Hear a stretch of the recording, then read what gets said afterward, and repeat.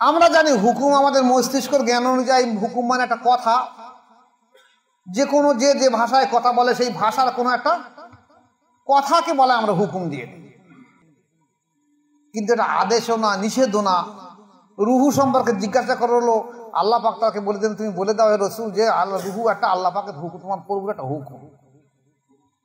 আপনি কি বুঝবেন বলো? উপস্থিত তরিকাতে সালেকিন, মাদ্রাসায় মাসুমিয়া ছাত্ররা ও দূর দূরান্ত থেকে আসা নফসের বিরুদ্ধে মুজাহিদা করা, সাধ্য সাধনা করা ব্যক্তি সবাইকে আমার তরফ থেকে সালাম, আসসালামু আলাইকুম।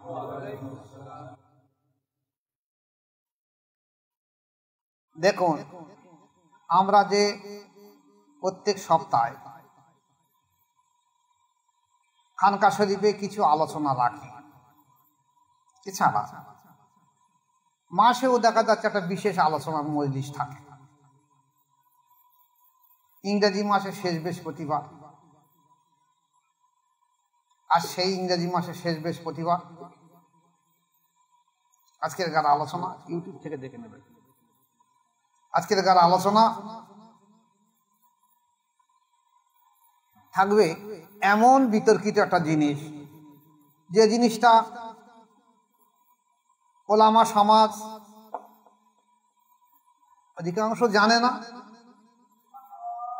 আর যদিও সামান্য কিছু জানে আলোচনা করার সাহস পায় না।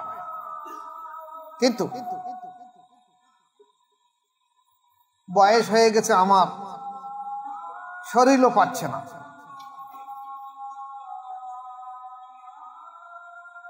তাই চেষ্টা করেছি আল্লাহ পাক যতদিন হায়াতে রেখে দেয়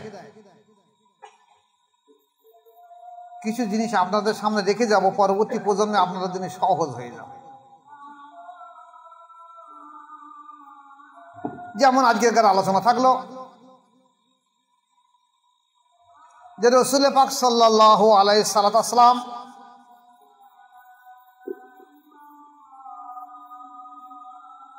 রাস্তা দিয়ে যাচ্ছেন, একদল ইহুদিরা রাসূল পাক সাল্লাল্লাহু আলাইহি ওয়াসাল্লামকে বলেন, ইয়া রাসূলুল্লাহ, হাবিবাল্লাহ, আমাদের কিছু প্রশ্ন আছে, একটু বসুন। আমরা তৌরাত, জবুর এবং ইনজিল, তিনটি আসমানি যে কিতাব,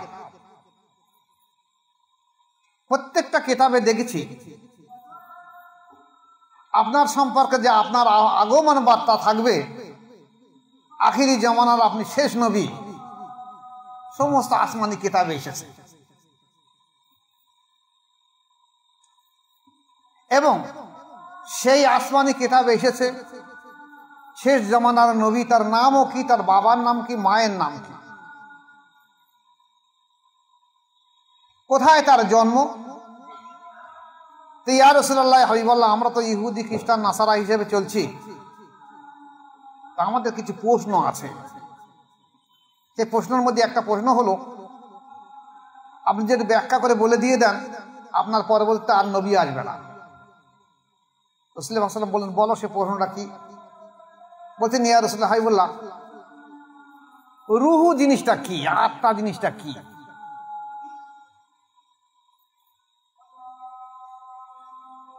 চুপ থাকলেন, চুপ থাকলেন। কিছু সময় পরে ওহী আসলো, কয়েক পলক পরে ওহী আসলো।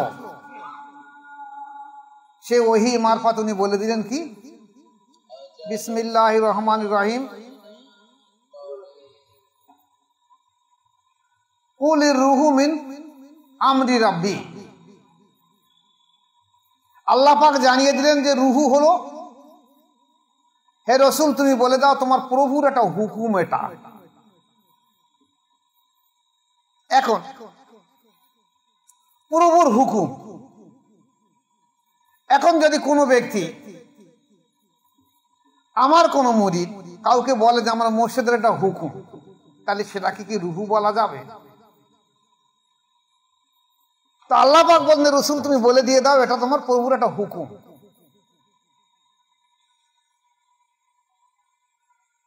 খুব ভাইটাল জিনিস।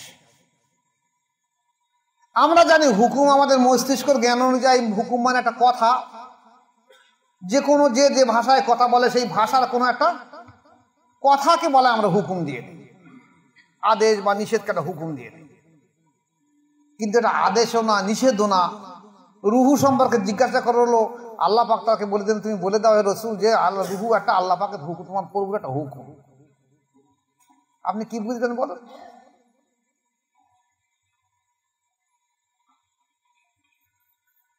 ঠিক তো। এই হাদিসটা আব্দুল্লাহ ইবনে মাসউদ রাদিয়াল্লাহু আনহু থেকে রিওয়ায়াত এসেছে। আরেকটা হাদিস এর উপরে আব্দুল্লাহ ইবনে আব্বাস রাদিয়াল্লাহু আনহু থেকে ঠিক একই প্রশ্ন। ইহুদি খ্রিস্টান নাসারা রাসূলুল্লাহ সাল্লাল্লাহু আলাইহি ওয়াসাল্লাম জিজ্ঞাসা করেন, ইয়া রাসূলুল্লাহ, রুহু সম্পর্কে আমাদের কিছু বলুন। তাদের উদ্দেশ্য কি ছিল? যে রুহু এমনই একটা জিনিস যে জিনিসটা বর্ণনা করা সম্ভব নয়। নবীজি এসেছে আমাদের তৌরাত, জবুর, ইনজিল শরীফের মাধ্যম দিয়ে, আমরা যা দেখছি তিনি সেই শেষ জামানার নবী, কোনো সন্দেহ নেই। তাহলে ইহুদি খ্রিস্টান নাসারারা তারা মেনে নিয়েছে অন্তর থেকে ইনি নবী, কোনো সন্দেহ নেই। আচ্ছা দেখি তবু পরীক্ষা করে রুহু সম্পর্কে জিজ্ঞাসা করে কি উত্তর দেয়, আমাদের বিশ্বাসটা আরো গাঢ় হয়ে যাবে। রুহু সম্পর্কে বললেন, সেই রুহু সম্পর্কে আলোচনা আজ আপনাদের সামনে কিছু বলে দিয়ে দেব। তবে সর্বটুকু সব কিছু আমি ব্যাখ্যা করতে পারবো না। আমি যে জায়গার যতটা প্রয়োজন ততটা করে দিয়ে দেব। যদি এর বেশি কারোর জানার প্রয়োজন পড়ে আমার সঙ্গে ব্যক্তিগতভাবে প্রাইভেট কথা বলতে হবে, আম মজলিসে হবে না বলা। এবার আসুন, রুহু কোন শব্দ? আরবি শব্দ। কোন শব্দ? আরবি শব্দ। বাংলা কি হবে? বাংলা হবে আত্মা। বাংলা হবে আত্মা। এখন আমরা যে এই মানব জাতি আছি, সারা বিশ্বে আগে মানুষ এসেছে, এখন আছে, আগামীতে আসবে। এই সমস্ত মানব জাতির ভিতরে মানে নবী থেকে আরম্ভ করে অলি আউলিয়া, আমরা সাধারণ মানুষ সব মানব জাতি। আমাদের ভিতরে আত্মা কটা আছে? দুটো আছে। আত্মা দুটো আছে, একটা জীবাত্মা, একটা পরমাত্মা। জীবাত্মাকে সাধারণ মানুষ নফস বলে, আর দ্বিতীয় নফস বলা হয়, আর পরমাত্মাকে রুহু বা আত্মা বলা হয়।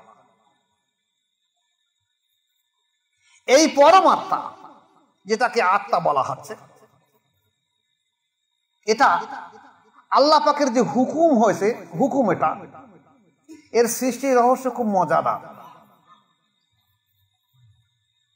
যার জন্য সবাই এড়িয়ে গেছে জায়গাটা। সবাই যদি এড়িয়ে যায় তাহলে বুঝবে ডাকে কিছু তো ভাঙতে হবে। কিছু কিছু আলেম ওলামারা, অলিয়া উলিয়ারা কিছু ভেঙে দিয়ে গেছে। তো এই যে আত্মা, পরমাত্মা, যেটাকে রুহু বলা হয়, আমরা বলি, এই পরমাত্মা আল্লাহ পাকের যে হুকুম, তাহলে এর সৃষ্টির উৎসটা কি? যেমন মানুষ সৃষ্টি হয়েছে, রাসূল পাক সাল্লাল্লাহু আলাইহি ওয়াসাল্লামের হাদিস এসেছে যে আল্লাহ পাকের মুখমণ্ডলের নূর থেকে আল্লাহ পাক প্রথম আমাকে তৈরি করেছে, আমার নূরকে তৈরি করেছে। খালাকতু মুহাম্মাদান মিন নূরি ওয়াজহি। তাহলে আত্মা কিভাবে তৈরি করা হয়েছে? ভাইটাল প্রশ্ন। ঠিক এমনই একটা সূক্ষ্ম ভাবে আল্লাহ পাকে আত্মাকে তৈরি করেছে। যেমন নূরে মোহাম্মদী তৈরি করা হয়েছে, তেমনই ভাবে একটা নূর থেকে আত্মাগুলোকে তৈরি করা হয়েছে বা রুহু তৈরি করা হয়েছে। এই রুহু হলো সূক্ষ্ম জগৎ, খালি চোখে দেখা যায় না। এই রুহুগুলো, এই আত্মাগুলো, আজ আমরা যারা এখানে আছি, বসে আছি, কয়েক হাজার মানুষ বসে আছি, সারা বিশ্বে এখন কয়েকশো কোটি মানুষ আছে, যারা অতীতে চলে গেছে, আগামীতে আসবে, সমস্ত রুহুগুলো আল্লাহ পাকে একই সঙ্গে তৈরি করেছে। ওগুলোকে একসঙ্গে তৈরি করতে, রুহুর বয়স বাড়ে না, কমে না। রুহ বয়স কমে, বাড়ে না, একই সঙ্গে তৈরি করা হয়েছে। এই তৈরি করার পরে আল্লাহ পাক করলেন কি, আল্লাহ পাকের খাস সৃষ্টি রুহ আল্লাহ পাক সামনে রাখলেন। আর এই রুহুটা আল্লাহ পাকের এমন এক সৃষ্টি, আমি আর বলতে পারছি না, যার জন্য প্রেম আকর্ষণ করে, যেমন রাসূল পাক সাল্লাল্লাহু আলাইহি ওয়াসাল্লামের সৃষ্টি করার পরে সেই নূরে মুহাম্মাদির উপরে আল্লাহ পাক ইশক বা প্রেমের মাধ্যম দিয়ে তার সন্তুষ্টি করার জন্য, তার প্রেমে, তার আশিকের জন্য সারা বিশ্ব ব্রহ্মাণ্ড তৈরি করেছে। তাহলে বিশ্ব ব্রহ্মাণ্ড কারণ না, ইশক বা প্রেমের। যেমন বাচ্চা শাহজাহান ইশক বা প্রেমের তাজমহল তৈরি করেছে, ঠিক তাদের। তাহলে সবকিছু সৃষ্টি আল্লাহ রাসূল পাক সাল্লাল্লাহু আলাইহি ওয়াসাল্লামের জন্য। এবার আসুন, ঠিক আত্মাটা তদ্রূপ। বলছি তো বেশি ভাঙতে পারবো না। এমনই একটা সৃষ্টি, আত্মাকে তৈরি করলো, রুহুকে তৈরি করা হলো, যে রুহুর সঙ্গে আল্লাহ পাকের একটা আলাদা প্রেম তৈরি হলো। সেই রুহু আল্লাহ পাকের সামনে থেকে আল্লাহ পাকের দিকে অপলক নয়নে তাকিয়ে থাকলো, কারণ আল্লাহ পাকের সঙ্গে প্রেম, আলাদা আকর্ষণ। যেমন অ্যাটম তৈরি হয়, অ্যাটম বোম বলা হয়েছে, অমুক জায়গাটা ওই অ্যাটম বোম বলছে, হিরোশিমা নাগাসাকিতে একটা অ্যাটম বোম করা হয়েছে, দেখা যাচ্ছে একটা দুটো শহর ধ্বংস হয়ে গেছে। অথচ অ্যাটম এত বড় বোম যে খালি চোখে দেখা যায় না, এত বড় সূক্ষ্ম জিনিস। ওর মধ্যে প্রোটন, নিউট্রন, ইলেকট্রন থাকে। এই একটা ধূলিকণা, ধুলো বা একটা চক, একে নিয়ে আবার ভেঙে এমন এক সময় ভাঙা হবে যখন তার দেখা যাবে না। তার আর অণুবীক্ষণ যন্ত্র দেখার পর দেখা যাবে সূক্ষ্ম ভাবে আছে, তার মধ্যে দেখা যাবে প্রোটন, নিউট্রন, ইলেকট্রন আছে। এইবার এটাকে আলাদা করে দাও, আলাদা শক্তি হয়ে যাবে। ঠিক তত এ আত্মাকে তৈরি করার পরে আত্মা আল্লাহ পাকের প্রেমে এমন বিভোর হয়ে গেল যে আল্লাহর সামনে সর্বসময় আল্লাহ পাকের স্মরণে মশগুল থাকতো, সর্বসময় প্রেমে বলতো, আল্লাহ পাকের জিকির করতো, আল্লাহ পাকের জালুয়া দর্শন করতো সর্বসময়। আর আল্লাহ পাকের প্রেমে, এশকে প্রেমে লীন হয়ে থাকতো এই আত্মা।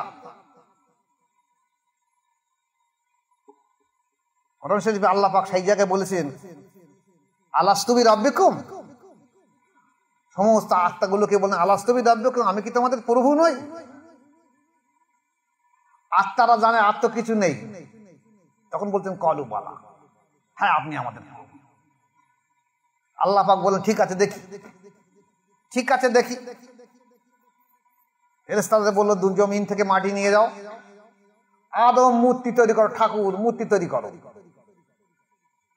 এবং এই আত্মাকে আমি সেই মাটির মূর্তির মধ্যে ফু দেওয়ার সঙ্গে সঙ্গে মাটির মূর্তি সতেজ হয়ে একটা মানুষের রূপ ধরে উঠবে।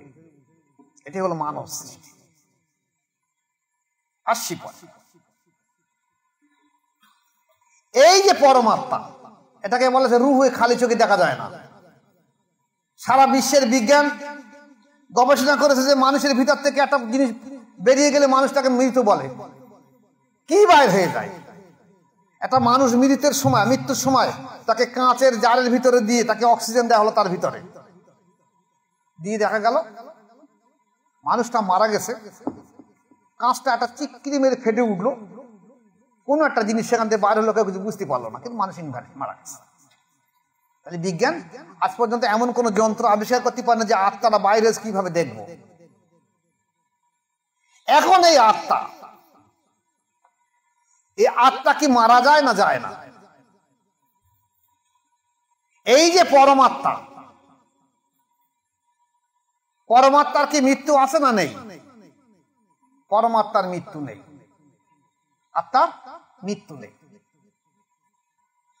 আরো ভালো করে বললে বুঝতে পারবেন। আল্লাহ না করুক এই লোক যদি মারা যায়, দেখা যাবে পাশের গ্রাম, তার পাশের গ্রাম, তার পাশের গ্রামে ওনাকে মেয়ে বিয়ে দেওয়া আছে, দুটো তিনটে মেয়ে হয়তো বিয়ে দেওয়া আছে।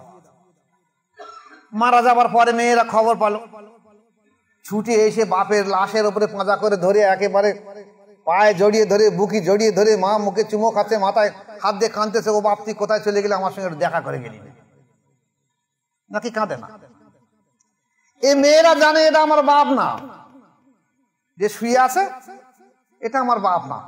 এমনি এমনি জবান থেকে বাইর হয়ে যাচ্ছে তুমি আমার বাপ না, যেটা চলে গেছে ওটাই আমার বাপ, আসল বাপ। তাহলে এটা কি? এই প্রসঙ্গ আবার একটু ভেঙে দিয়ে তাহলে বুঝতে পারবেন। আল্লাহ পাক যখন আদম আলাইহিস সালামকে তৈরি করার পর চিন্তা ভাবনা করে ফেরেশতারা বললেন জমিন থেকে মাটি নিয়ে যাও, তখন এই মাটি ছানা হলো এক জায়গায়, মাটি ছেনে কাদা করে তারপর তার মূর্তি বানানো হবে। এই যারা পৌটো ঠাকুর তৈরি করে দেখেছেন তো, ওরা ওই কাদা নিয়ে ছেনে একটা মূর্তি বানায়। আদম তেমন। তাই এই মাটি নিয়ে, শুধু মাটি যদি একটা কাঁচের জারের ভিতরে দিয়ে ছানা পানি দেওয়া হয়, জীবনে মাটি কাদা হবে না। ও তাপ শক্তি, বাষ্প শক্তি দরকার। তাহলে আগুন, পানি, মাটি, বাতাস, এই মাটিটা আগুন, পানি, বাতাসের সংস্পর্শ ছাড়া জীবনে কোনো সময় মাটি গলে তরল হবে না। এখন এই যে আগুন, পানি, মাটি, বাতাসের সংস্পর্শ যখন এক জায়গায় করে একটা মূর্তি বানানো, যদি মাটি কাদা ছানা হলো, তখন তার থেকে একটা শক্তি তৈরি হলো।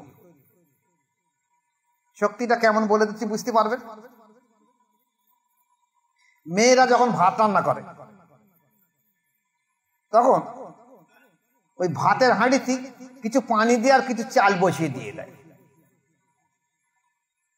এবারে যখন চুলো বা গ্যাস রান্না চাপিয়ে দিচ্ছে, কিছুক্ষণ পরে দেখা যাচ্ছে ওই ভিতরের পানি বাষ্প হয়ে এইবার ঢাকনা আস্তে আস্তে উঁচু হচ্ছে বাতাস বাইরে হওয়ার জন্য। কিন্তু মা জননী জানে যে হাঁড়ির মধ্যে বাতাস ছিল না, এত বাতাস বাইর হচ্ছে কোথা থেকে। সকালে চায়ের দোকানে গিয়ে দেখবেন দোকানদার চার দোকান খুললে বলেন ভাই একটু চা করে দাও, তাড়াতাড়ি কেটলিতে কিছু পানি নিয়ে বসিয়ে একটা আঁচ ধরিয়ে বা গ্যাসে বসিয়ে দিয়ে দিল। কিছু সময় পরে দেখা যাচ্ছে যখন পানি গরম হয়ে গেছে, কেটলি সেই মুখ দিয়ে, নল দিয়ে যেখানে পানি বাড়ায় সেখান থেকে ভো ভো করে ধোঁয়া বার হচ্ছে। এই ধোঁয়াটা কিন্তু ওর ভিতরে ছিল না, এই বাষ্পর ভিতরে ছিল না, তাহলে বাইর হচ্ছে কেন? এই আগুনের দাহিকা শক্তির মাধ্যম দিয়ে এই পানি ফুটিয়ে একটা বাষ্প তৈরি হয়েছে। এইরূপ শক্তির মাধ্যম দিয়ে বাষ্পীয় ইঞ্জিন, আজ যেমন বৈদ্যুতিক ইঞ্জিন চলে, ট্রেন চলে, আগে বাষ্পীয় ইঞ্জিন চলতো, ওই ওই ওই কয়লার ইঞ্জিন চলতো। রাজারহাট থেকে যে আমাদের মার্টিন কোম্পানি চলতো, আর ওদিকে বোধহয় ক্যানিংও চলতো, বোধহয় ক্যানিংয়ে চলতো ওই কয়লার ইঞ্জিন, ঠিক ওই একইভাবে ওই তাপের মাধ্যম দিয়ে চালানো হতো। তাহলে এই যে চারটে আগুন, পানি, মাটি, বাতাসের সংমিশ্রণে যে একটা শক্তি তৈরি হলো, সেই শক্তিটাকে বলা হয়েছে নফস। কি বলা হয়েছে? নফস। এই নফসের তিনটে রূপ, তিনটে নাম। নফস কোরআন শরীফে এসে নফসে আম্মারা, নফসে লওয়ামা, নফসে মুতমাইন্না। বুজুর্গরা দিনগান নফসকে চারটে ভাগ করেছে, নফসে আম্মারা, নফসে লওয়ামা আর নফসে মুতমাইন্নার আগে একটা নফসে মুলহিমা করেছে, আর নফসে মুতমাইন্না করেছে। নফসে আম্মারা মানে হলো কুপুরবৃত্তির নফস, কুপুরবৃত্তি মানে শয়তান সদৃশ নফস। তাহলে মানুষের ভিতরে আল্লাহ পাক কি দিয়েছে? একটা আত্মা দিয়েছে, পরমাত্মা, আল্লাহর হুকুম। সেই আত্মার কাজ কি দিয়েছে? তুমি যেমন রুহানি জগতে আমার জিকির করতে, আমার জালুয়া দর্শন করতে, আর আমার সঙ্গে প্রেমে ফানায় লীন হয়ে থাকতে, যেমন একটা মানুষ যদি প্রেম করে, সে এখানে নেই কিন্তু তার প্রেমে এমন বিভোর হয়ে রয়েছে খাওয়া দাওয়া সব ভুলে যাচ্ছে, সব ঠিক এইরকম লীন হয়ে থাকে। তাহলে আত্মা আর এই পরমাত্মার খোরাক হলো কি? আল্লাহ পাকের জেকের, আল্লাহ পাকের জালুয়া দর্শন, আল্লাহ পাকের সঙ্গে প্রেম। আর যে নসটা তৈরি হয়েছে আগুন পানি মাটি বাতাসের সংমিশ্রণে, এটা হলো জীবাত্মা, আর ওরা হলো পরমাত্মা। এই জীবাত্মার খোরাক হলো কি? দুনিয়ার সমস্ত খাদ্য, ভাত মাছ রুটি গোল ডাল, এইসব খাদ্য। এমনকি মায়ের পেট থেকে যখন ওই 4 মাস 10 দিন পরে যখন রুহু আত্মা ফুঁকে দেওয়া হয়, ওর ভেতর রুহু দেওয়া হয়, তখন থেকে মায়ের নাড়ির সঙ্গে এই সন্তানের নাড়ির একটা যোগ সূত্র আল্লাহ করে দিয়ে দেয়। বলে মা যা খায় খাদ্য রস থেকে, এই সন্তান সেই খাদ্য খেয়ে খেয়ে পুষ্ট হতে থাকে। তা নাহলে দুনিয়ায় এসে যদি খাদ্য পায় এখানে, তাহলে 10 মাস খেলো কিন্তু এমনি মরে যাবে, পেটের মধ্যেই তো মরে যাবে। আল্লাহ পাকের সৃষ্টি নারীর সঙ্গে জড়িয়ে দেওয়া হয়েছে। তাহলে এই আত্মাটা এই মানুষটা এই নফসের খোরাক সেই মায়ের পেটের থেকে খাওয়া আরম্ভ করেছে, মৃত্যুর আগ পর্যন্ত খাবে। আর রুহের খোরাক দিবে কবে? আল্লাহর জেকের, আল্লাহর জালুয়া দর্শন, আল্লাহর প্রেম। বলে এখন সময় হয়নি, এখন 60 বছর হয়নি, তখন নামাজ পড়া ধরবো। 60 বছর, 40 বছর 50 বছর বয়সে নামাজ পড়া ধরবো। তাহলে আত্মার খোরাক দিচ্ছে 40, 50, 30 থেকে 60 বছর বয়সে। আর নফসের খোরাক দিচ্ছে সেই ভূমিষ্ঠ হওয়ার আগে থেকে। যে নফসকে বলা হয়েছে কুপুরবৃত্তি, মানে শয়তান সদৃশ আত্মা। আমার এই ভিতরের মধ্যে দুটো আত্মা দিয়েছে, একটা হলো পরমাত্মা, একটা জীবাত্মা। এই জীবাত্মা হলো শয়তান সদৃশ আত্মা। এই জীবাত্মার চরিত্র পরিবর্তন করে এই নফস, এই পরমাত্মার সঙ্গে সম্পর্ক করে দেওয়াই হলো মুর্শিদ বা মানুষের দায়িত্ব। কারণ এই যে জীবাত্মা করা হয়েছে, এই জীবনে খোদাকে খোদা বলতে রাজি না। আল্লাহ পাককে তৈরি করেছে, তোমাকে আমি আল্লাহ বিরোধী করে তৈরি করেছি, তুমি জীবনে আল্লাহ বলে স্বীকার করবে না, যার জন্য আল্লাহ বলতে রাজি না। আর পরমাত্মার খোরাক তো আল্লাহ, সে তো আল্লাহ সন্তুষ্ট। তাহলে এই পরমাত্মা হলো এই ফিজিক্যাল বডিতে থাকবে শুধু আল্লাহর হুকুম পর্যন্ত, যেদিন হুকুম হবে সঙ্গে সঙ্গে বেরিয়ে দেবো, আর কোনো কাজ নেই। আর জীবাত্মা এই যে শান্তি বা শাস্তি সব জীবাত্মার হবে। তুমি খেয়েছো, খাবে তুমি, আর সহ্য করবে অন্য লোক, শাস্তি অন্য লোক নেবে। তুমি চুরি করবে, অন্য লোক মার খাবে। তাহলে এই জীবাত্মা 3টে যে রূপ বলা হয়েছে, একটা হলো নফসে আম্মারা, নফসে লওয়ামা, নফসে মুতমাইন। নফসে আম্মারা মানে কুপুরবৃত্তি বা শয়তান সদৃশ আত্মা। তাহলে আপনার ভিতরে একটা ভালো আত্মা আছে, একটা শয়তানি আত্মা আছে।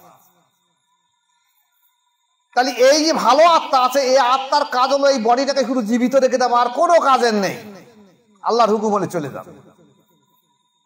আর আমি যে খাচ্ছি, কথা বলছি, স্ত্রীর সঙ্গে মেলামেশা করছি, কাজ কাম চাষবাস ব্যবসা বাণিজ্য যা যেখানে সব করছি, সব এই নফসের শক্তিতে করছি। কিন্তু পরমাত্মার কাজ না। পরমাত্মা কিন্তু ফিজিক্যাল বডিটাকে বাঁচিয়ে রেখে দিয়েছে, সব এই জীবাত্মা। তা এই জীবাত্মা হলো একটা মানুষের ভিতরে সর্বপ্রথম থাকে কি? কুপুরবৃত্তি বা শয়তানি আত্মা থাকে, যাকে নফসে আম্মারা বলা হয়েছে, শয়তান সদৃশ নফস। তাহলে আপনি আপনার ভিতরে যদি শয়তান বসে রেখে দেন, নামাজ পড়েন, রোজা করেন, হজ করেন, জাকাত করেন, দান সাদকা করেন, সব শয়তানের মাধ্যম দিয়ে করা হচ্ছে। জীবনে আল্লাহর দরবারে কোনো ইবাদত তার কবুল হবে না, কোনো ইবাদত কবুল হবে না।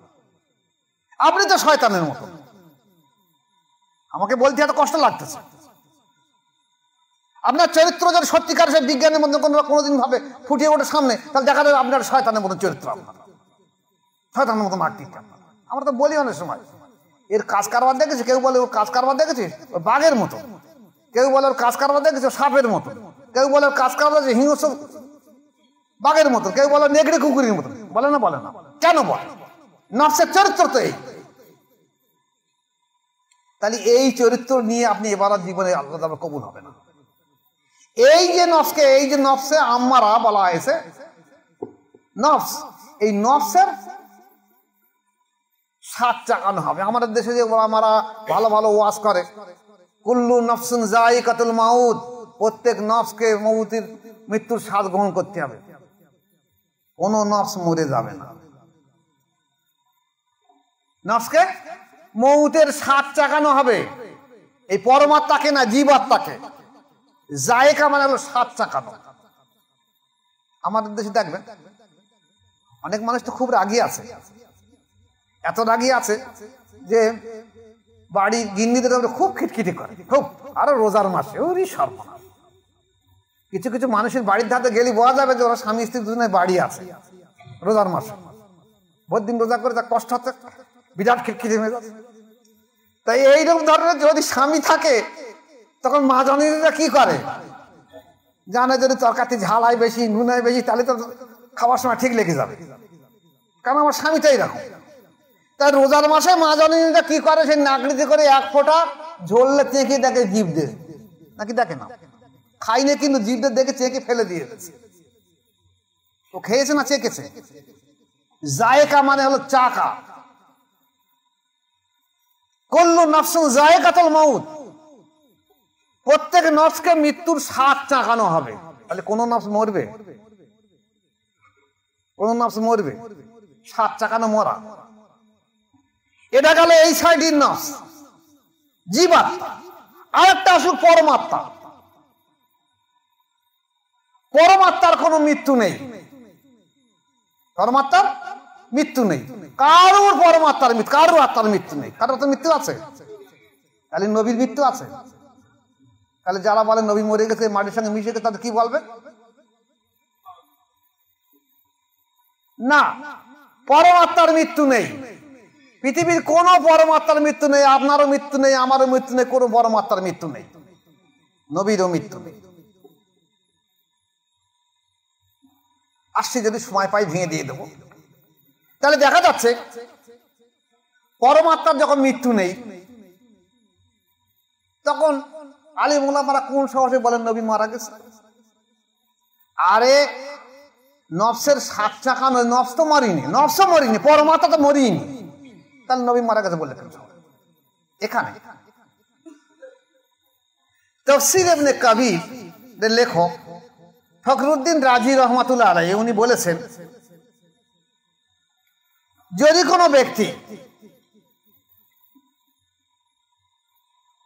ইসলাম গ্রহণ করার পরে নামাজ জীবনে না পড়ে, রোজা না করে, হজ না করে, যাকাত না দেয়, সে কিন্তু কাফের হবে না।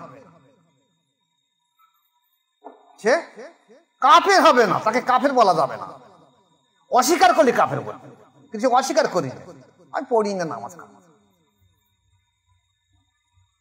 কিন্তু উনি বলছেন, যদি কোনো ব্যক্তি রাসূল পাক সাল্লাল্লাহু আলাইহি ওয়াসাল্লামের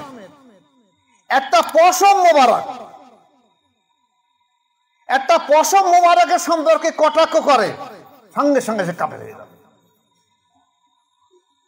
সঙ্গে সঙ্গে কাফের হয়ে যাবে। তাহলে আজ বলুন, আমাদের দেশে আলেম ওলামারা একদল বলছে নবীরা সব ভিখারির বাচ্চা, ওরা মুসলমান আছে। আর কেউ বলছে, কোন কোন আলেম ওলামা এমনও বলছে নবীরা সব রাখালিগিরি করেছে। এটা ব্যঙ্গবোধক কথা, নবীর সম্মানের কথা। কেউ আবার এমন কথা বলছে নবী মরে মাটির সঙ্গে মিশে গেছে। কেন মিশবে? এই প্রশ্নটা আমার খেয়াল খাতারে পরে বলে দেবো। কেন মিশবে? কোন ওলামারা কোন মতামত বলছে যে নবী নূরের তৈরি না। কে বলেছে কথা? কোরআন সাক্ষী দিচ্ছে। কোরআনও মানো না, এদের আলেম সেজে বসে আছো। নবী গায়েব জানে না। এরা আসল উদ্দেশ্যটা কি? আসলে বাহ্যিক দৃষ্টিতে মানুষের সুরত। আপনাদের চোখে মুসলমান হতে পারে, আলেম হতে পারে, পীরজাদা হতে পারে, আল্লাহর ওলি হতে পারে, আমার দৃষ্টান্তে ওরা কিন্তু কেউ না। আমার দৃষ্টান্ত এইটাই হবে। ফখরুদ্দিন রাজি রহমতুল্লাহ যে কথা বলে ওই কথা হবে, কারণ নবী পাক সাল্লাল্লাহু আলাইহি ওয়াসাল্লামের একটা পশম বরাবর যদি কোনো একটি কটাক্ষ করে সঙ্গে সঙ্গে সে কাফের হয়ে যাবে।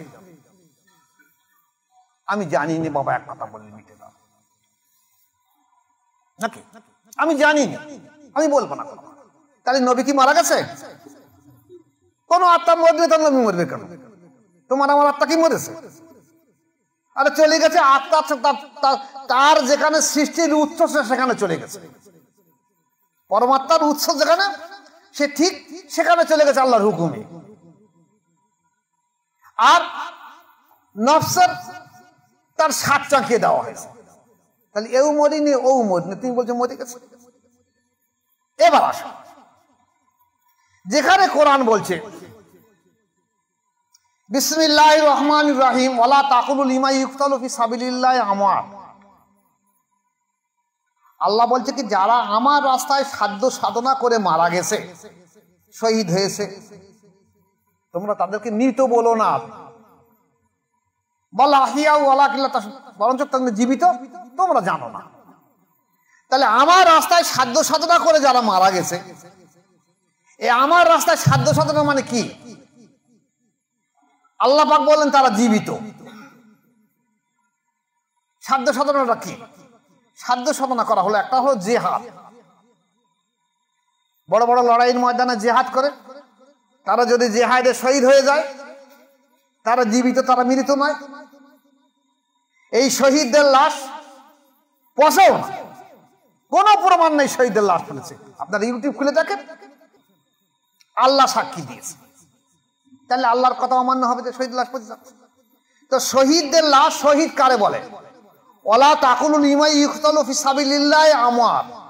আল্লাহর রাস্তায় যারা সাধ্য সাধনা করেছে, এই আল্লাহর রাস্তায় সাধ্য সাধনা করা মানে কি? নফসের কুপ্রবৃত্তির বিরুদ্ধে লড়াই করেছে।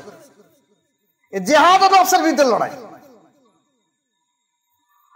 যখন জিহাদ ডাকা হয়েছে তখন নফস সাক্ষী দিয়েছে, তুমি যেও না, তুমি মারা যাবে, তোমার ছেলে রয়েছে, বউ রয়েছে, বিবি বাল বাচ্চা রয়েছে, আরো নফসের বিরুদ্ধে লড়াই করছে, কোনো প্রশ্ন হবে না। রাসূলের হুকুম, আল্লাহর হুকুম, চলো লড়াই। তাহলে এর বিরুদ্ধে লড়াই হয়েছে। তাহলে নফসের বিরুদ্ধে লড়াই করে তার ছেলেকে শহীদ হয়ে গেছে। এই শহীদদের লাশগুলোকে আল্লাহ রাসূল বলছেন, দেখো এই শহীদদের লাশগুলোকে, আত্মাগুলোকে আল্লাহ পাক কি করেছে? ছোট্ট ছোট্ট ছোট্ট ছোট্ট সবুজ পাখি করে জান্নাতে তাদের ঘোরার অধিকার দিয়েছে, ভক্ষণ ফল ভক্ষণ করার অধিকার দিয়েছে। এখন শহীদ কারা? এখন তারা লড়াই নেই। তাহলে লড়াই না, তাহলে শহীদ হবে কি করে? শহীদ দুটো, একটা লড়াইয়ের ময়দানে শহীদ হওয়া, আর একটা নফসের বিরুদ্ধে লড়াই করে শহীদ হওয়া, এটাও শহীদ। একটা হাকিকি, একটা হুকমি। ও শহীদ, এও শহীদ। যার জন্য দেখা গেছে আমাদের তরিকার সর্দার মোজাদ্দেদ আল-পেশানী রহমাতুল্লাহ আলাইহির ছেলে খাজা মোহাম্মদ সাঈদ রহমাতুল্লাহ আলাইহি, সাঈদ রহমাতুল্লাহ আলাইহি ইন্তেকালের পরে 70 বছর পরে, তাই তো 70 বছর পরে তার কবর যখন এক সাইড সরে যাবার পরে, যাকে আমরা বাংলা ভাষায় উলে যাওয়া বলি বা ঢসে যাওয়া বলি, মানুষ দেখলো একটা লাশ দেখা যাচ্ছে, কাফন দেখা যাচ্ছে। 70 বছর মানে খুব বেশি না। এই কাফনটাকে, লাশটাকে বাইর করে আবার ভালো করে কবর খনন করে রেখে দেওয়া হবে, কবর খনন করে আবার দাফন করা হবে। মুখটা আগলা করে দেখা যাচ্ছে খাজা মোহাম্মদ সাঈদ রহমাতুল্লাহ আলাইহি। তাহলে 70 বছর বয়স হয়ে গেছে, কিন্তু লাশ মোবারকের একটা পশম তো পশম, কাফনের কাপড় পর্যন্ত নষ্ট হয়ে যায়। এটা হলো শহীদ। শহীদ একটা হলো হাকিকাতে শহীদ হলো কি? জিহাদ করে শহীদ হওয়া, আর একটা নফসের বিরুদ্ধে, নফসের যে কুপ্রবৃত্তির বিরুদ্ধে লড়াই করে সংগ্রাম করে মৃত্যু মুখে পড়া হলো একটা শহীদের দরজা। আর নবীরা এই উভয় দিক দিয়ে শহীদ। তাহলে নবীদের লাশ পচবে? আল্লাহ পাক পরিষ্কার কোরআন শরীফে বলেছে, দেখো জমিনের সমস্ত পতঙ্গ কীট পোকাকে বলে দেওয়া হয়েছে যে আমার শহীদ এবং আমার নবীদের লাশ মোবারকের ধারে তোমরা কোনো দিন যাবে না। আমার নবী এবং আমার শহীদদের লাশের ধারে তোমরা কীট পতঙ্গ তোমরা কোনো সময় যাবে না, ও লাশ অক্ষত থাকবে কিয়ামত পর্যন্ত। তালি রাসূল পাক সাল্লাল্লাহু আলাইহি ওয়াসাল্লাম মরেনি, মাটির সঙ্গে মিশিনি। যারা বলছে তারা কি বলছে বুঝে এসেছে? তাদের কথা মানা যাবে? তাদের ওয়াজ শোনা যাবে? তারা নিশ্চয়ই রাসূলের দুশমন। ফখরুদ্দিন রাজি রহমতুল্লাহ মতামত অনুযায়ী ওরা মুসলমান নয়, ওরা ইসলামের দুশমন। ওরা নামে লেবাস পরে আসে মুসলমান, ওরা কাফের ছাড়া কেউ নয়। নবীর শান মান সম্পর্কে যদি যারা পরিমাণ কোনো বাজে মন্তব্য করায় সঙ্গে সঙ্গে সে কাফের হয়ে যাবে। আপনাদের বলে দিচ্ছি, আকীদা রাখবেন, আকীদা পরিবর্তন করে দেন। কোন নবীর লাশ পচিনে, কোন নবী মরিনে, কোনো মানুষও মরিনে, কোনো আত্মা মরিনে। আত্মা মরিলে তো নবী মরবে কেন? আসলে ওরা জীবাত্মার পরমাত্মা ঠিক করতে পারেনি। এইবার যদি জীবাত্মাই বলা হয়, তা জীবাত্মার তো মৃত্যু নেই, মৃত্যুর স্বাদ চাকানো হয়েছে। এই জীবাত্মা যখন লাশ আছে তখন বলা হয় কি, যারা জানা গোসল দেয় তাদের বলা হয় কি, যে তোমরা যখন গোসল দেবে খুব আস্তে আস্তে লাশটাকে কাজ করাবে, কারণ ও সব বুঝতে পারে, জানতে পারে, ওর কষ্টবোধ হচ্ছে। পানি বেশি গরম করবে না, উষু গরম করবে নাকি বলা হয়, কেন? ওর কষ্টবোধ হবে। তাহলে ওর চেতনা রয়ে গেছে, মুখ ফুটে বলতে পারছে না। যারা দোয়া করছে বুঝতে পারছে, যারা কোরআন পড়ছে বুঝতে পারছে, যারা এসে কাটা করছে সব বুঝতে পারছে, কিন্তু ভাষায় বলতে পারছে না, কারণ ওর ভিতরে আত্মাটা চলে গেছে। আত্মা চলে গেছে বলে ইনভ্যালিড হয়ে গেছে। এই নফস আম্মারা এবারে সাইটে আসে। এই নফস, এই নফসের যে তিনটে রূপ বলেছে, নফসে আম্মারা, নফসে লওয়ামা, নফসে মুতমাইন্না। নফসে আম্মারা মানে কুপ্রবৃত্তির নফস, শয়তান সদৃশ নফস। তা আপনার ভেতরে যদি শয়তান থাকে, আপনি নামাজ পড়লে নামাজ হবে জীবনে? তার চরিত্রকে শরীর সংশোধন করতে হবে। দীর্ঘদিন ধরে এই কুপ্রবৃত্তির নফসকে চরিত্র সংশোধন করতে গেলে বায়াত ছাড়া জীবনে হবে না। বায়াত এবং তারপরে তাসবিহ, জিকির, মুরাকাবা নবীরাও করেছে, দেখিয়ে দিয়ে গেছে। জনাবে রাসূল পাক সাল্লাল্লাহু আলাইহি ওয়াসাল্লাম মাসুম হয়ে দুনিয়ায় এসেছে, নিষ্পাপ হয়ে। হেরা গুহায় কি করতে গিয়েছিল? সাধনা করতে। ওনার জন্য না, আমাদের জন্য। আমাদের জন্য গিয়েছে, আমাদের দেখানোর জন্য গিয়েছে যে কুপ্রবৃত্তির বিরুদ্ধে সংগ্রাম করতে গেলে তোমাদের সাধনা করতে হবে এইভাবে, রাতের অন্ধকারে বসে বসে। উনি তো মাসুম, নিষ্পাপ, ওনারা আবার কি প্রয়োজন করেছে? ওই ইতিহাসটা আজকের গান না, পরে হবে। তা এই যে নফসে আম্মারা, এই চরিত্র হলো নফসে আম্মারা, হলো পশুত্ব চরিত্র। দুনিয়ার যতগুলো জীব জগৎ, প্রাণী জগৎ আছে জানোয়ার সদৃশ, এর চরিত্র হলো নফসে আম্মারা, পশুর চরিত্র। তাহলে আমরা যদি পশুর চরিত্র থাকি, আমরা কি মানুষ? এই আত্মা তো বেরিয়ে যাবে। তাহলে আমাদের সেই চরিত্র সংশোধন করতে হবে। এই চরিত্র সংশোধন করে কি হবে? নফসে আম্মারা থেকে নফসে লওয়ামা আসবে। লওয়ামা মানে অনুশোচনার নফস। আপনি জীবনে অন্যায় করেছেন, আমি জীবনে অন্যায় করেছি, বহু দিক দিয়ে অন্যায় করেছি। এই নফসের চরিত্র সংশোধন হওয়ার সঙ্গে সঙ্গে অনুশোচনা আসবে, যে আমি এটা ভুল করবো, এটা করা উচিত হয়নি, এ কাজ আর জীবনে আমি করবো না। এই অনুশোচনার নফস হলো নফসে লওয়ামা। এটা আসবে কোথা থেকে? এবার উত্তরোত্তর বেড়ে উঠতে হবে। নফসে আম্মারা থেকে যদি অনুশোচনা আসে এবং অনুশোচনার জায়গায় আপনি দাঁড়িয়ে থাকতে পারেন, তাহলে আপনি আবার অনুশোচনার মাধ্যম দিয়ে আপনি নফসে মুতমাইন্নায় আসবেন। এখন একটা মানুষ দেখা যাচ্ছে সে কোনো বায়াত নেই, সেটা অন্যায় কাজ করে বলছে, না এটা করা আমার ঠিক হয়, ভুল হয়েছে। আবার অন্য একটা অন্যায় করছে, আবার এই অন্যায়টা দ্বিতীয়বার ফের করছে, আবার বলছে এটা আমার ঠিক হয়নি, আবার ফের করছে। এটা কারা?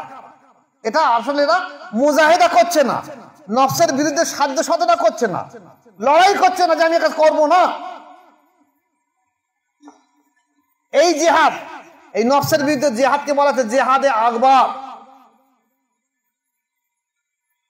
সাহাবায়ে কেরাম রাদিয়াল্লাহু তাআলা আনহুমগণ কোন এক লড়াই থেকে জয়ী হয়ে ফিরে আসছে।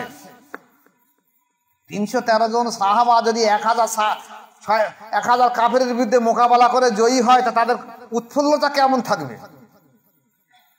আমরা পেরেছি, আমরা করেছি জয়। হুজুর পাক সাল্লাল্লাহু আলাইহি ওয়াসাল্লাম বলেন, দেখো তোমরা ছোট জেহাদ থেকে আবার বড় জেহাদের দিকে আসলে, ফিরে আসলে। সাহাবারা বলেন, ইয়া রাসূলুল্লাহ, ইয়া হাবিবাল্লাহ, এর থেকে আবার বড় জেহাদ কবে হবে, কাদের সঙ্গে হবে? হুজুর বলেন, দেখো এই যে লড়াই, এটা হলো ছোট জেহাদ, জিহাদে আসগার, ছোট জেহাদ। বড় জেহাদ জিহাদে আকবর ও নফসের বিরুদ্ধে জেহাদ করা, নফসের বিরুদ্ধে জেহাদ করা জিহাদে আকবর, বড় জেহাদ। সেই নফসের বিরুদ্ধে জেহাদ করতে গেলে আপনাকে কোনো না কোনো মাসায়ের কাছে বায়াত গ্রহণ করতে হবে। কি করে আপনি জিহাদ করবেন? আপনি তো অন্ধকারপূর্ণ রাস্তা চলবেন কি করে আলো না থাকলে? আপনার মুর্শিদই তো আলো, তিনি তো আপনাকে রাস্তা দেখাবে। একটা বাচ্চা ছেলে, আপনি ভালো করে আর খেলা কাট বুঝতে পারবেন, একটা বাচ্চা ছেলে সবে হাঁটতে শিখেছে, আপনি কি তাকে হাত ছেড়ে দেবেন? তুই যা, আপনি তাকে হাত ধরে ধরে নিয়ে যাবেন। এখানে গাড্ডা আছে, এদিকে পা দিয়ে সরিয়ে এইদিকে আয়, এদিকে গর্ত আছে, এদিকে পানি আছে, এদিকে হাত টেনে সরিয়ে এইদিকে আয়, আপনি তাকে রাস্তা দেখে দিকে নিয়ে যাচ্ছেন। আপনি ছেড়ে দিতে পারতেন। তাহলে আপনার ভালো জ্ঞান আছে যে একটা বাচ্চা কোনো সময় একা একাই বাজারে যেতে পারবে না, তা আপনি একা একা আল্লাহকে পাবেন কি? আপনি জানেন না, শোন না, বাজারে জানেন না কোথায়, আল্লাহকে পাবেন কি? আল্লাহ সম্পর্কে আপনার ধারণাটা কি আছে? আল্লাহ পাক বলছেন, যে আমাকে জেনে চেনে জানে, তুমি তার কাছে জিজ্ঞাসা করো, তার কাছে যাও। যে পড়তে পারে তার কাছে না, যে জানে তার কাছে যাও। যেমন দেখা যাচ্ছে পড়তে পারে না, কেমন কলকাতা যারা পড়াশুনো করে, তারা যদি এগ্রিকালচার ডিপার্টমেন্ট, কৃষি বিজ্ঞান নিয়ে পড়াশোনা করে, কৃষি বিজ্ঞানের কিছু ছাত্র এবং ছাত্রী কৃষি বিজ্ঞান নিয়ে পড়াশোনা করছে, ধরুন পাট চাষ, তাতে লেখা রয়েছে পাট গাছ যখন 1 বিঘত বড় হবে,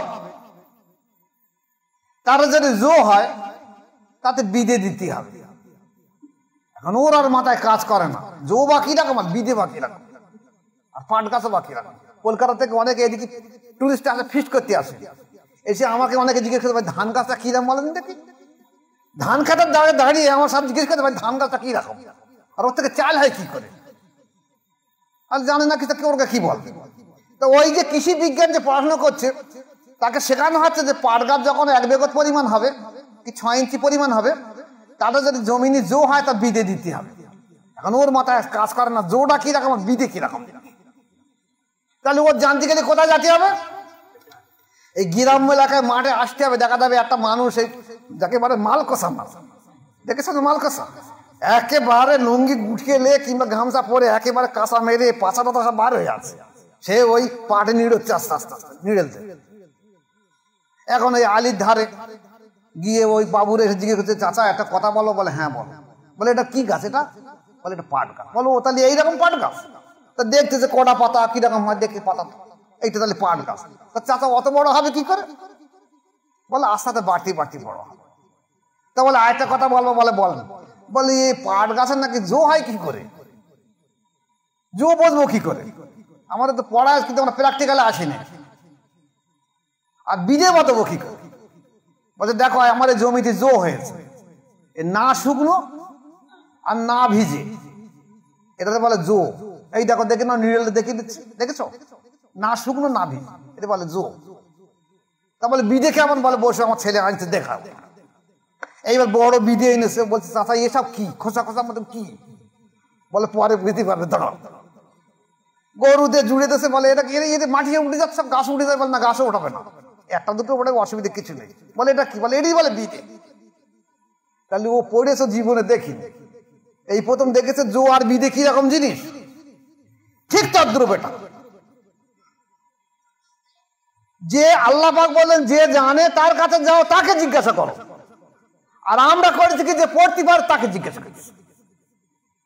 যে মাওলানা পড়তে পারে তাকে জিজ্ঞেস আল্লাহ সম্পর্কে বল, রসুল সম্পর্কে বল, হ্যাঁ হ্যাঁ কিয়ামত বল, দোজখ বল, নফস সম্পর্কে বল, আত্মা সম্পর্কে বল, সে মুখস্থ বলে যাচ্ছে।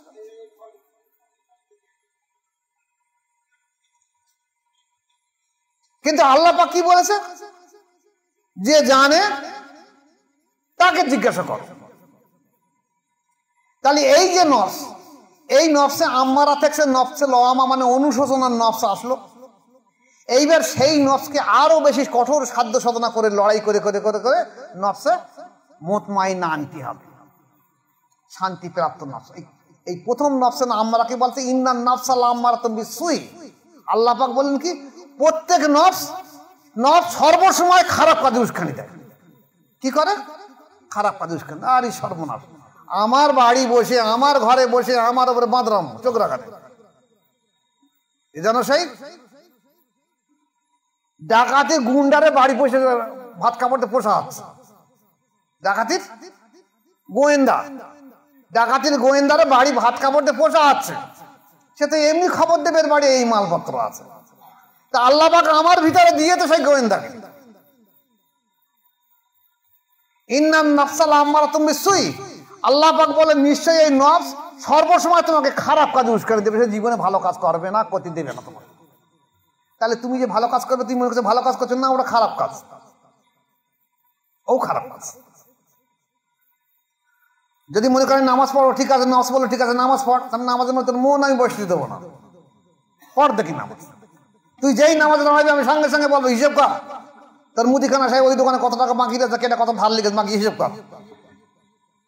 যেই দুপুরে যাবি আমি তোর হিসেব করে দেবো, সেই ধানের ধারে তোর গরু বাঁধা রয়েছে উড়ে গেছে সেটা খেয়াল কর আগে।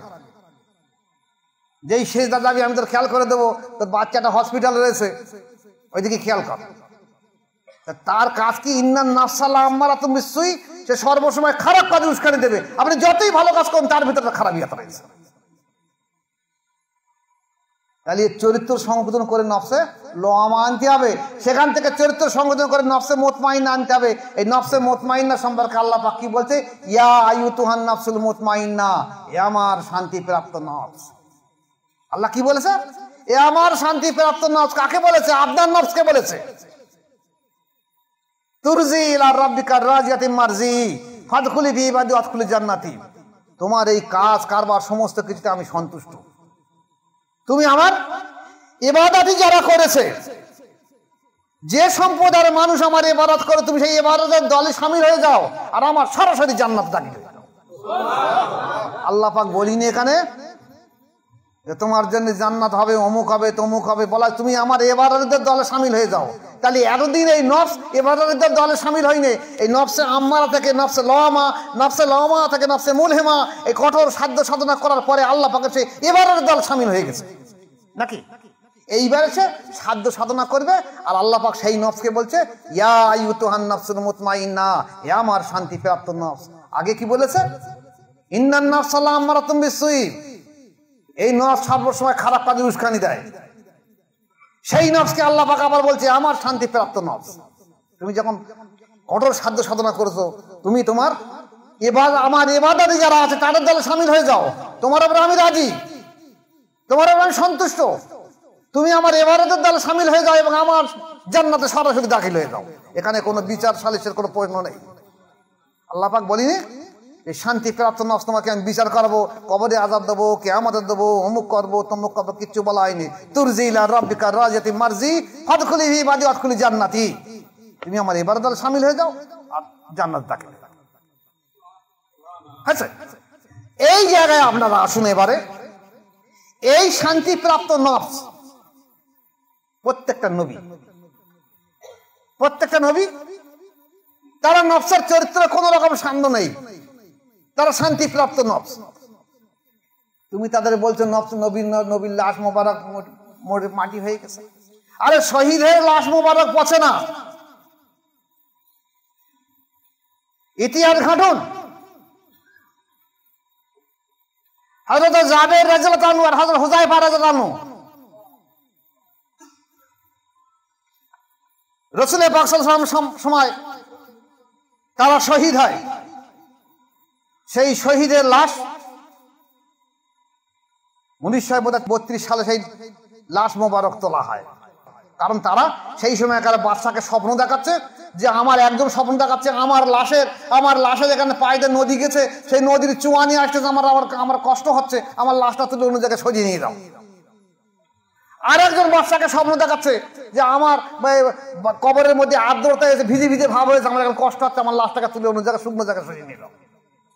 বাদশা মনে করলাম স্বপ্ন দেখছিলাম, স্বপ্ন হতেই পারে। যখন হয় না তখন বাদশার প্রধানমন্ত্রীকে স্বপ্ন দেখানো হলো।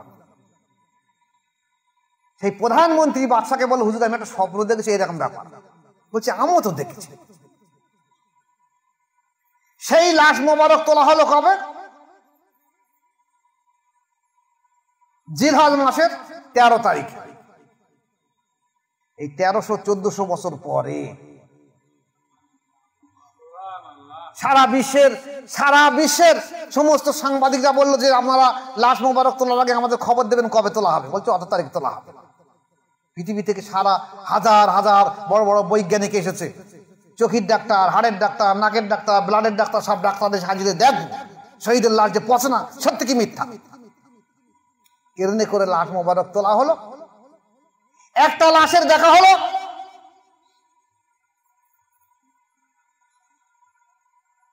তার কাফন অর্ধেক হয়ে গেছে, আর অর্ধেক পাওয়া যায়নি বলে ঘাস দিয়ে আটকে দেওয়া হলো। তখন বলা হলো এই লাশটা সে ওই সাহাবার লাশ। কারণ 1400 বছর চেনে না, সিনাগারের লাশ। তারা যে শহীদ হয়েছিল তাদের যেখানে তলোয়ার বা বল্লম লেগেছিল, হাত মোবারক সেখানে আটকে দেখা হচ্ছিল। এই হাত সরিয়ে দেওয়ার সঙ্গে সঙ্গে দেখা যাচ্ছে সেখান থেকে রক্ত বাইরে হচ্ছে। কারণ তাদের চোখ বোকারও এমন ভাবে চেয়েছিল, যারা চোখের ডাক্তারগুলো তারা দেখে তাজ্জব হয়ে গেল যে এর চোখটা যদি খারাপ হয় তাহলে পৃথিবীর কোনো মানুষের চোখ আর ভালো নেই। যাদের চোখ এত উজ্জ্বল যে আমরা চোখ পরে চেয়ে দেখতে পারিনি, তাদের কর্নিয়ার দিকে চাওয়ার ক্ষমতা আমাদের নেই। আমরা মনে করছি মানুষটা কোনো মতে ইনভ্যালিড হতে পারে না, এর চোখ কোনো মতে নষ্ট হয়নি। তাহলে শহীদের লাশ তো পচে না। আল্লাহ সাক্ষী, আল্লাহর কোরআন সাক্ষী। তা শহীদ দু রকম হচ্ছে, একটা হলো জিহাদের ময়দানে শহীদ হওয়া, আর একটা হলো নফসের বিরুদ্ধে সংগ্রাম করা শহীদ হওয়া। তাহলে নবীদের লাশ কি পচে গেছে? তাহলে যারা বলে নবীর লাশ পচে গেছে, মরে গেছে, ওখানে গিয়ে আর ওসিলা দিয়ে কি হবে, এরা কি মুসলমান? এদেরকে আলেম বলবেন আপনারা? না বলবেন। প্রয়োজন পড়ে চোখে আঙুল দিয়ে আমার ইউটিউবে দেখে দেবেন। আপনি ইউটিউবে দেখার পরে তারপর ওয়াজ করবেন। কেন এইসব আগডুম বাগডুম বলছেন নবীর সম্মান সম্পর্কে? আপনি কাবেরাই মরে যাবেন। তো আপনার নফসের চরিত্র সংশোধন নেই, নফসের ইসলাম নেই, আপনি নফসে আম্মারা সম্পর্কে বোঝেন না, নফসে লহামা সম্পর্কে বোঝেন না, নফসে মোলহেমা সম্পর্কে বোঝেন না, নফসে মুতমাইনা সম্পর্কে বোঝেন না, আপনি আগডুম বাগডুম বলছেন কেন?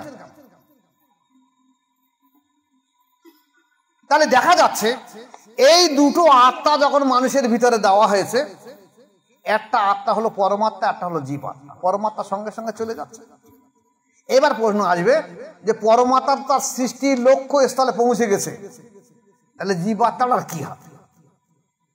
এ কোথায় যাবে? হয় ইল্লিন বা সিজ্জিনে যেতে হবে। কিন্তু পরমাত্মার সঙ্গে এই দেহের সম্পর্ক থাকবে, জীবাত্মার সঙ্গে দেহের সম্পর্ক থাকবে। যখন থাকে প্রসঙ্গ অনেক ভাইটাল হয়ে যাচ্ছে, আর বলবো না, অন্য সময় দেখা যাবে, প্রাইভেট হয় দেখা যাবে। তাহলে দেখা যাচ্ছে এই যে নফসের চরিত্র যদি সংশোধন না করেছে মানুষ, তাহলে মানুষের অবস্থা কিন্তু খুব খারাপ। মানুষ আর পশুর মধ্যে কোনো পার্থক্য থাকবে না। মানুষ আর পশুর মধ্যে পার্থক্য কোনটা? মানুষের চরিত্র সংশোধন করে এই নফসে আম্মারাকে নফসে মুতমাইনার সঙ্গে জোর ওয়াদা করে দিতে পেরেছে। আল্লাহ পাকের কিরাম সৃষ্টি দেখেন। এই যে নফসে আম্মারা, যে পশুত্ব চরিত্র, এ সারা পৃথিবীর যত মখলুকাত সৃষ্টি আছে, যত প্রাণী জগৎ আছে, আল্লাহ পাক সমস্ত সৃষ্টি, সমস্ত প্রাণী জগতের এই নফসে আম্মারা দিয়েছে, এই নফস দিয়েছে। কিন্তু পরমাত্মা দেয়নি। পরমাত্মা মানুষের জন্য। আল্লাহ পাক কত ভালোবেসেছে মানুষকে, কত ভালোবেসেছে। আল্লাহ পাকের কত দয়া মানুষের উপরে, যে আল্লাহ একটা মূল সৃষ্টি আমার ভিতরে দিয়ে দিয়েছে। শুধু তাই না, আরো একটা উৎকৃষ্ট সাত নূরানি জিনিস দিয়ে আল্লাহ পাক যে অন্তর তৈরি করে সেটা আমার ভিতরে দিয়ে দিয়েছে, যার জন্য আমি আশরাফুল মখলুকাত। এইটা হলো আল্লাহ পাকের খাস জিনিস। এটা আমি এর বেশি ভাঙতে পারছি না, অসুবিধা আছে ভাঙা। এক একজন এক রকম মন্তব্য করে, তবু আমি বলছি আর ভাঙবো না। যদি আবার লোড নিতে পারেন, আবার পরবর্তীকাল সময় হয়, তাহলে আবার কিছু কিছু ভেঙে দেওয়া যাবে। তাহলে দেখা যাচ্ছে আত্মা সম্পর্কে যদি মানুষ না জানে, নফস সম্পর্কে যদি না জানে, মানুষ জীবনের মানুষের চরিত্র পরিবর্তন হবে না। আমাদের দায়িত্ব কি? প্রত্যেকটা মানুষকে হাতে না ধরে পায়ে ধরে বায়াত করিয়ে তাকে নফসের আম্মারা থেকে তাকে বুঝিয়ে মুর্শিদের তাবেদারি করে নফসে আম্মারা থেকে নফসে লওয়ামা, নফসে মোলেমা থেকে নফসে মুতমাইন্না পর্যন্ত পৌঁছে দেওয়া। বেশক সে ব্যক্তি জান্নাতে, কোনো সন্দেহ নেই। এই নফসে মুতমাইন্নার ব্যক্তির কবরে আযাবও নেই, কিয়ামতে আযাবও নেই, বিচারও নেই, কিছুই নেই তার জন্য অবারিত দা শান্তি, সুখ আর খুশি আল্লাহ পাকের তরফ থেকে তার জন্য। আমরা চেষ্টা করবো সাধ্য সাধনা করে, যেহেতু আমরা তরিকার কাজ করছি, আবার আল্লাহ পাকের অশেষ দয়া, যেহেতু আমরা মোজাদের তরিকায় আরো অল্প সময়ের মধ্যে আমরা উন্নতি করতে পারছি, তাহলে আমরা চেষ্টা করবো আমরা এই কুপ্রবৃত্তি থেকে সংশোধন করে আমরা সুপ্রবৃত্তি থেকে ফিরে আসা, তাহলে ক্ষতিগ্রস্ত। একটা কথা বলে বিদায় নেবে, দুটো আত্মার কেমন বোঝার জিনিস দেখেন। রুহের খোরাক হলো আল্লাহ পাকের জিকির, আল্লাহ পাকের জালওয়া দর্শন, আল্লাহ পাকের প্রেম। আর নফসের খোরাক কি? দুনিয়ার ভাত, মাছ, রুটি, গোশ, ডাল। তাহলে আমরা মায়ের পেটে থেকে নফসের খোরাক দিয়েছি, আর রুহের খোরাক 30 বছর বয়সে বলে নামাজ পড়ি না, বলে এখনো সময় হয়নি, বাকি আছে। 40 বছর বলে এখনো সময় হয়নি, এখনো অনেক কাজ রয়েছে, ছেলে বিয়ে দিতে হবে, মেয়ে বিয়ে দিতে হবে, এই জমি কিনতে হবে, বাড়ি কদর করতে হবে, পরে দেখা যাবে। তাহলে সে রুহের খোরাক দেয়নি, তাহলে তার রু সংকুচিত হয়ে আসবে, খোরাক পায় না 40 বছর ধরে। আর নফস খোরাক পায় 40 বছর, 40 না 41 বছর ধরে। আরো ওখানে 11 মাস, 10 মাস ধরে মারা, আরো 11 মাস কেটে গেছে, তাহলে 40 জায়গায় 41 বছর হচ্ছে। এ 40 বছর খোরাক পায় না, 41 বছর খোরাক পায়। তাহলে শক্তিটা কি হবে বুঝে দিলে বুঝতে পারবেন। আপনি বাজার থেকে দুটো ছাগল কিনে আনেন, হৃষ্টপুষ্ট দুটো ছাগল কিনে আনেন। একটা ছাগলকে আপনি মাঠে নিয়ে খুব ভালো করে খাওয়া দেন, ঘাস খড় দেন, খোল ভুসি দেন, ছোলা দেন। আর একটা ছাগলকে খুঁটির গোড়ায় বেঁধে রেখে দেন, ওকে 15 দিন কি 1 মাস কিছু খাওয়া দেবেন না। 15 দিন কি 1 মাস পরে দুটো ছাগলকে একটা দড়িতে বেঁধে ছেড়ে দেন, কি হয় দেখবেন। যে ছাগল হৃষ্টপুষ্ট, সে মাঠে গিয়ে খোরাক পেয়েছে, সে তো জারি যাবে, এখন দড়িতে এক দড়িতে বাঁধা। আর এর তো ওঠার ক্ষমতা নেই, এই ছাগলটার ওঠার ক্ষমতা নেই, ওটা শুয়ে পড়ে ভ্যা ভ্যা ভ্যা ভ্যা করতেছে। আর ও চাতে টেনে নিয়ে যাবে, ও তো খাওয়া হবে না, ও বাধ্য জোর করে টেনে নিয়ে যাচ্ছে। আরে ওই ঘেঁষে ঘেঁষে যাচ্ছে, ব্যা ব্যা করতে যাচ্ছে। আজ যদি মানুষ আত্মার খোরাক না দেয়, রুহের খোরাক না দেয়, তাহলে রুহ এরকম দুর্বল হয়ে যাবে। আর যে কাজ করবে সব নফসের শক্তিতে করবে। যত ভালো কাজ করুন সব নফসের শক্তি হবে। আপনি হজ করলে নফসের শক্তি হবে। দেখেন হাজি সাহেবরা কি করে, হজ থেকে ফিরে আইলে আরে সর্বনাশ, কথা বলার মতো তার সামনে। কিসের শক্তি? এসব নফসের শক্তি। প্রয়োজন ছিল তার রুহের শক্তি বাড়ানো, নফসের চরিত্র সংশোধন করা। এই নফসের চরিত্র সংশোধন করার জন্য মুর্শিদের কাছে বায়াত হয়ে কঠোর সাধ্য সাধনা করতে হবে। তবে একটা রাস্তা হলো একটা কি, যেখানে বলা হয়েছে বুনিয়াদি ইসলাম, ইসলামের বুনিয়াদ 5টা জিনিসের উপরে দাঁড়িয়ে রয়েছে: কলেমা, নামাজ, রোজা, জাকাত, হজ। তাই একটা ঘরের যদি 5টা খুঁটি হয়, কলেমা, নামাজ, রোজা, জাকাত, হজ। ধরুন মাজার খুঁটিটা কলেমা, আর 4 কোণা 4টে খুঁটি নামাজ, রোজা, জাকাত, হজ। এটা তো ঘর হয়নি, এটা খুঁটি হয়েছে। এরকম ছাদ দেবো হয়নি, ঘর দেবো হয়নি, জানলা নেই, দরজা নেই, কিচ্ছু নেই, কিচ্ছু হয়নি, শুধু খুঁটি হয়েছে। তাহলে আপনি যদি নফসের বিরুদ্ধে কঠোর সাধ্য সাধনা করেন, তাহলে আপনাকে কলেমা, নামাজ, রোজা, জাকাত, হজ এই ফাউন্ডেশনের ভিতরে থেকে আপনাকে সাধ্য সাধনা করতে হবে। আপনি এর বাইরে থেকে সাধ্য সাধনা করতে পারবেন না। যা করে বাবা করে গাঁজা টেনে, আর মাজারে গিয়ে বসে বসে আমারও নফসে মুতমাইন্না হয়েছে, আমিও আল্লাহকে চিনি বুঝি গাঁজা করে মাথা আর মারবে, এটা চলবে না। আপনাকে শরিয়াতের এই বাউন্ডারির মধ্যে থেকে কাজ করতে হবে। যার জানি আমার তরিকার সর্দার মোজাদ্দেদ আল পেশানি আহমদ ফারুক সেরহিন রহমতুল্লাহ আলাইহি এবং ওনার সন্তান খাজা মাসুম রহমতুল্লাহ বলেছেন, কোন পীর ফকির এই ভণ্ড ফকিরের স্পর্শ করবে না। যারা নামাজ পড়ে না, যারা দেলে দেলে নামাজ পড়ে, মনে মনে নামাজ পড়ে, যারা মাজারে বসে থাকে গাঁজা খায়, এদের সংস্পর্শ করবে না। একদম ওদের সংস্পর্শ করলে জীবনের চরিত্র সংশোধন হবে না। আপনি সুফি ব্যক্তি যারা শরিয়াতের পুরো পাবন্দি করে, এই শরিয়াতের পুরো পাবন্দি করার পরে হচ্ছে নফসের বিরুদ্ধে কঠোর সাধ্য সাধনা করে, এমন ব্যক্তি সহবতে করুন, এমন ব্যক্তি আল্লাহর ওলি হতে পারে, নতুবা হতে পারে না। আমরা যাচ্ছি কি, আমরা সেই পদ্ধতি ছেড়ে দেয়, আমরা এর বিরুদ্ধে যারা মুজাহিদা করে, সাধ্য সাধনা করে, তাদের কাছে না গিয়ে যারা শুধুমাত্র শরিয়াতের বাউন্ডারির মধ্যে রয়েছে, কলেমা, নামাজ, রোজা, যাকাত, হজ, আমরা তাদের কাছে যাচ্ছি। এই বাউন্ডারির মধ্যে থেকে থাকে তো সাধ্য সাধনা করে নফসের চরিত্র সংশোধন করতে হবে, নতুবা সংশোধন হবে না। এই ভিত্তিতে আপনাকে আর আল্লাহর অশেষ দয়া আমরা এই মোজারের তরিকা পেয়েছি। এই মোজারের তরিকা এই ফাউন্ডারি ভিত্তির উপরে দাঁড়িয়ে কঠোর সাধ্য সাধনার মাধ্যম দিয়ে আল্লাহ পাক অল্প সময়ের মধ্যে নফসের চরিত্র সংশোধন করে দিয়ে দেয়। এইটা হলো আমাদের তরিকা, সর্বশ্রেষ্ঠ তরিকা। এই জন্যই বলা যে মোজারের তরিকা বর্তমান জমানার মধ্যে সর্বশ্রেষ্ঠ তরিকা। আর আল্লাহ পাকের অশেষ দয়া সেই তরিকায় আমাদের মধ্যে আমাদের মতন হতভাগা নাদান ব্যক্তিগুলোকে আল্লাহ পাকের কবুল করে নিয়ে গেছে। আমি দোয়া রাখি আমার এই সমস্ত মুরিদ মোতাকিদদের আল্লাহ পাক প্রত্যেকে নফসের চরিত্র সংশোধন করে, নফসে মুতমাইন্না করে আল্লাহ পাক যেন দুনিয়া থেকে আমাদের প্রত্যেককে তুলে নিয়ে নেয়। আমরা সবাই বলি আল্লাহুম্মা আমিন। এবং মোজাদ্দেদ আল পেশানি রহমতুল্লাহ আলাইহি বলেছেন যে আমার তরিকা, মোজাদ্দেদ তরিকায় যারা বায়াত গ্রহণ করবে কিয়ামত পর্যন্ত, আজ না কিয়ামত পর্যন্ত, আমি প্রত্যেকটা ব্যক্তিকে চিনি, আমি প্রত্যেকটা ব্যক্তিকে চিনি, এদেরকে আমি আমার সন্তান সমতুল্য মনে করি। এদেরকে না নিয়ে আমি কোনো মতে জান্নাতে হাজির হব না। এত বড় সৌভাগ্য যখন এই তরিকায় দেওয়া রয়েছে, আপনারা কঠোর সাধ্য সাধনা করুন, খেলায় সময় নষ্ট করবেন না। আমার বয়স হয়ে গেছে, শরীরও খুব ভেঙে যাচ্ছে, খুব এই কটা অনুষ্ঠান ছেড়ে দিয়েছি। মানুষরা বলছেন না শরীর পেরে উঠছে না, তাই যে কদিন বেঁচে আছি আপনারা চেষ্টা করুন, কঠোর সাধ্য সাধনা করে যতটা পারেন, যে যতটা পারেন সংশোধন করে না।